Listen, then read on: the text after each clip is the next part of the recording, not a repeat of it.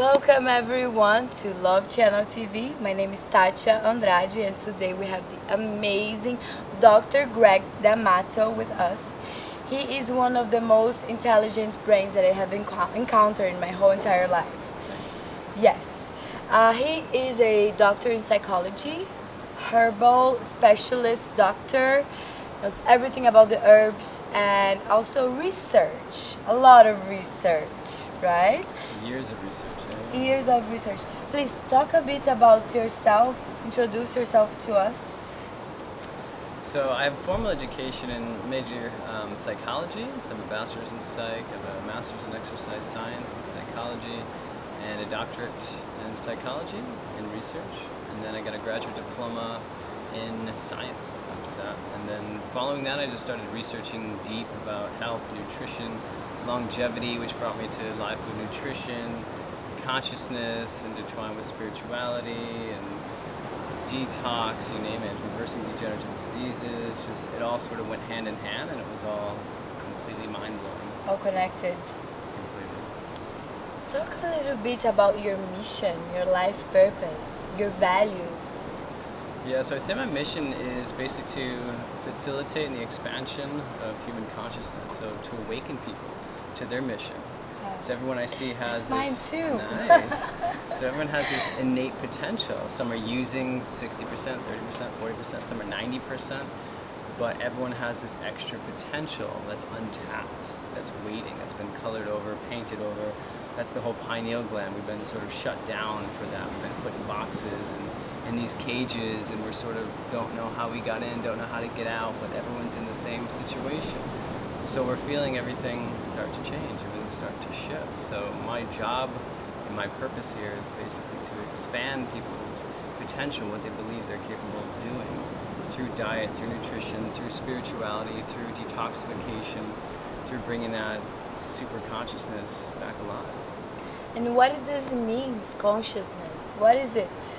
So basically it means to be aware. You know, are we aware of our thoughts, of our emotions, our triggers, what we're creating? Is it what we want? Are we just getting what we don't want? Are we seeing these signs of the universe, of doors opening and doors closing? Or are we kicking in doors that are closed when the one that's open is right next to it? So it's being conscious of our diet, our thoughts, everything we're co-creating, how we can trigger people, how we can create a space of love in people, of compassion, of openness, or we can create anger, aggression, fear, sadness. So we have this amazing ability to create whatever it is within ourselves and within others. So that full potential of consciousness, once we realize, is unbelievable. That's beautiful, and we hear a lot, we are what we eat, we become what we eat. How do we relate the nutrition to who we become and to our spiritual life? Well, the nutrition is basically the foundation. So it's the foundation of whether we feel happy or sad, or whether we have energy. So the physical body is basically the vessel, it's the housing for the soul. So if our house is dirty and everything's trash and things don't work, we don't want to be in it. We'll be cursing it all the time. We can't get to that next level of consciousness, spirituality, until we take care of the maintenance. So the maintenance is balancing our minerals, our amino acids, our fatty acids, all these nutrients that we need to have a high vibrating soul be housed in this center. So the food goes hand in hand. When we increase our consciousness, we only want high vibrating foods because we feel the foods. That awareness is now there. We don't feel the foods, we're not conscious, you know? So it just takes it to the next level. It's the facilitatory effect of our consciousness. It allows us to be in a high vibrational state. What is it related to organics? Organic food, genetically modified food. Does it affect in our body, our spiritual life, in our pineal gland, all of this? Yeah, definitely. I mean, the food, the quality of the food is really important because everything's energy, everything's vibration, everything's frequency. So if we're raising our frequency, we're going to be taking these foods that have that inherent frequency of love. So the person who was farming the food, that intention, was it for money, was it for just paying your bills, or was it for really enhancing health? The person who's picking the food, what is their mood like? Are they happy? Are they sad? Are they angry? The people transporting the food all has an energetic imprint on our food. So organics is key. I mean, you don't want chemicals and pesticides and all these things in your house. You know, you want people running around with dirty boots and throwing stuff all over your house. You're like, So that affects us, you know. It could be a subconscious level, but when we get our consciousness and we start to feel, we know that the food and the quality of the food is the utmost importance. And that comes back to our love, our self-love, which is the biggest factor in healing. If we love ourselves, everything becomes a ceremony. Everything is beautiful, everything's amazing. We don't allow ourselves to be sad, angry, depressed. We learn to pick ourselves up. We learn to get the best people in our lives, the best food, the best experiences, all of that. If we have an unconscious self-sabotage program, which a lot of people do from childhood, from shaming and parental upbringing, we have to learn to figure out that self-love. And then once we have it, everything else goes hand in hand. The consciousness, the spirituality, wanting good food, wanting all these things. So self-love is this inherent program that we're born with. So the frequency of our DNA is 528 hertz. So literally we're made of love.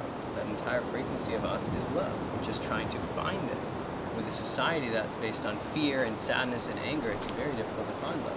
So we have to be our gurus. We have to get the love factor food, the love herbs, the love everything. We have to strip everything down and do the work. If we're not willing to do the work on ourselves, no one else is. So we have to go deep.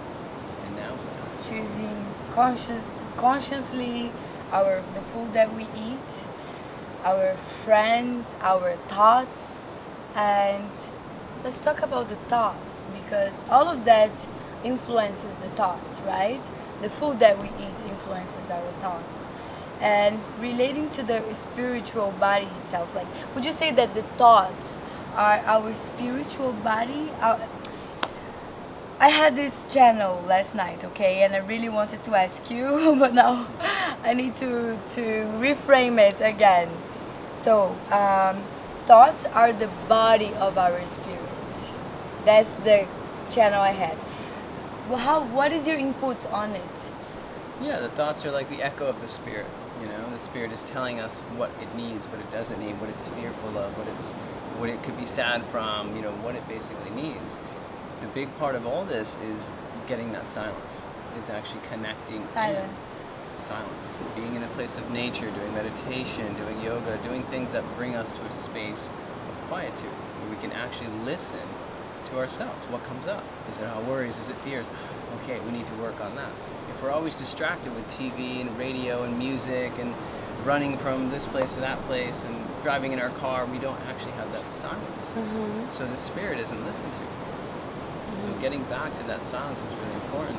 So the spirit has a voice.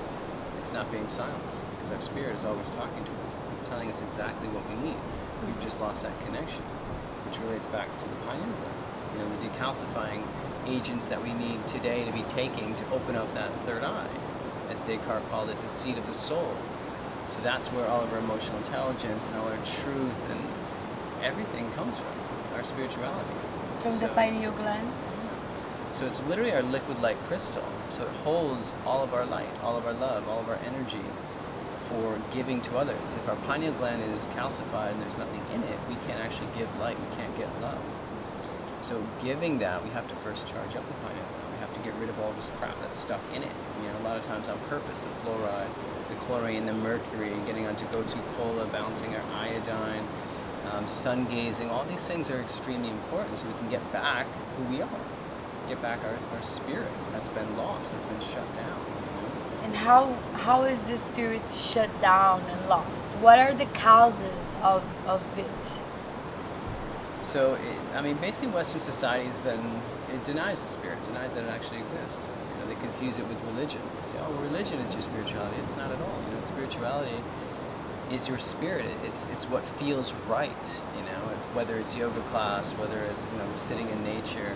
It's what feels right to you. You know, it's our connection to everything universal here. So the connection to the plants, the trees, information, knowledge, all of that is extremely important. That's basically our spirit. So to get that back, we have to walk in nature. We have to connect to the earth frequency. We have to be grounded. We have to connect to the male frequencies, which is the sun. The female is the earth. You know, the earth has all the seeds. It's fertilized by the sun. So getting out in the elements is huge. So we've painted over the elements with pavement. We've put people in big boxes, you know, and concrete, and wired our whole, you know, environment with electromagnetic fields, EMFs everywhere, which our whole body runs that frequency. So we're all completely confused because of that lack of nature, which is the biggest cause of disease, is a deficiency in nature. So getting back to that nature is the natural state of the spirit. It vibrates in it, it loves it. We are vibration. We are frequency, yes? Explain us a little bit deeper, like a doctor would explain how is it the constitution of frequency? How does it So work? everything's vibration. If we're looking at things now, they can look physical, but if we keep zooming in on this level, say the body level, we see the organism. We zoom in more, we have the organ systems. We zoom in more, we can see the organs make up the organ systems. We zoom in more, we can see the tissue makes up the organs. We zoom in more, we see the cells make up the tissue. And then we have the electrons that make up the cells, that are made up of atoms, that are made up of quanta.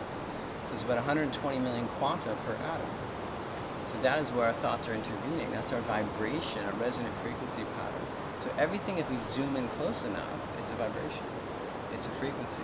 So all of these frequencies, whether it's foods, thoughts, peoples, nature, lack of nature, are all affecting our entire vibration. So when we get that pineal gland decalcified, we can actually feel